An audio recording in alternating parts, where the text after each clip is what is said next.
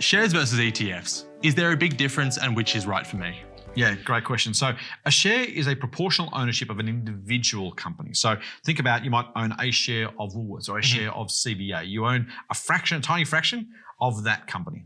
An ETF is an exchange-traded fund. So let's take the fund bit first. The fund is basically adding together, a fund manager or an operator will add together a whole lot of different assets, package it together in one individual fund, and let you buy that or sell that on the market. Now, what it gives you is a diversified, in theory, or at least a grouped purchase of a particular asset class. The most popular ones are index-based ETFs. Let's break that down. So you might buy an ASX 200 ETF. That's a fund manager who says, I will basically mirror the ASX 200 and let you buy all of those companies in the same proportions with a click of one button using one exchange-traded fund.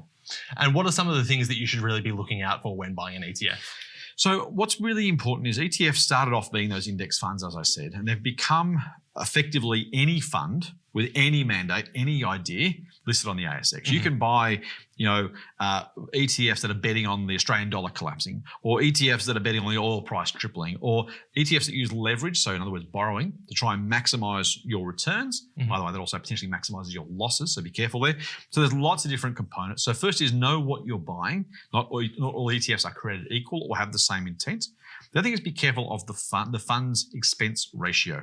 So you want to pay as little as you possibly can to get exposure to the asset class that you're looking for. So if you've got to pay a very high management expense ratio, that fund's going to do even better than otherwise to pay back the return you're looking for once you've paid that fee. So the lowest fee possible for, normally speaking, the best, most diversified ETF is the right way to go. Now, in terms of who's best for which or which is best for who, an ETF is a great way to get started investing. If you're not sure, or you don't want to buy individual companies just yet, an ETF is a great way to get exposure to the market. You can buy on the ASX, an ASX 200 ETF to give you exposure to Australia, an S&P 500 ETF to give you exposure to the 500 of the largest companies in the US, or even an entire world ETF, which gives you effectively all stock markets or all developed world stock markets with a single click. They are really, really good, generally low cost, diversified ways of getting started investing. They'll give you a market return.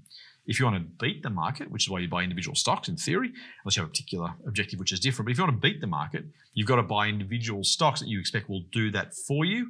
And so often stocks can be the second journey or second part of people's journey when it comes to their investing careers, to try to maximize the returns they can achieve from their investment portfolios. So focusing on the first word, exchange traded fund. Yes. Is there anything different in the process of actually buying an ETF versus buying shares? No, it's exactly the same. So there is exchange traded, is literally it's on the exchange. There are still managed funds. You've got to send a check to the fund manager. That's fine, they're great, but they're not as easily tradable. So you want an exchange traded fund, gives you that flexibility, that liquidity of buying today, selling tomorrow. We hope you don't, but if you do, whenever you need to get out, it's a very, very easy redemption process. But the actual process of buying them is exactly the same as buying on the ASX. They're listed on CHESS, for those who are familiar with that, the record-keeping system of the ASX, and they are literally, for all intents and purposes, the same as owning a proportional interest in the shares that are contained within that fund.